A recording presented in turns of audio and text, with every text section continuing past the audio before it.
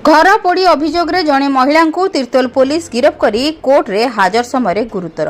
जगतसिंहपुर जिला तिर्तोल थाना अधीन गराम पंचायत बाली मुंडुली ग्रामर डम्बरुधर बेहेरा और त्रिलोचन बेहेरांकर पड़ोशी कनकलता बेहेरांक सह पूर्व जमी बाड़ी को नहीं विवाद लगी।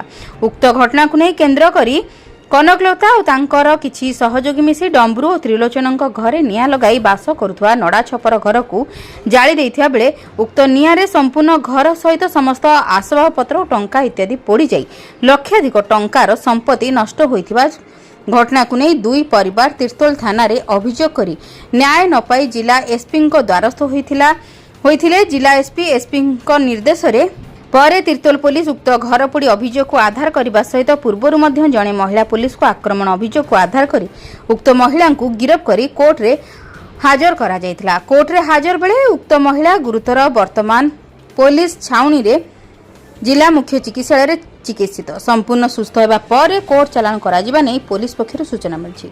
जगतसिंहपुर संतोष मलंक रिपोर्ट, जन अधिकार लाइव।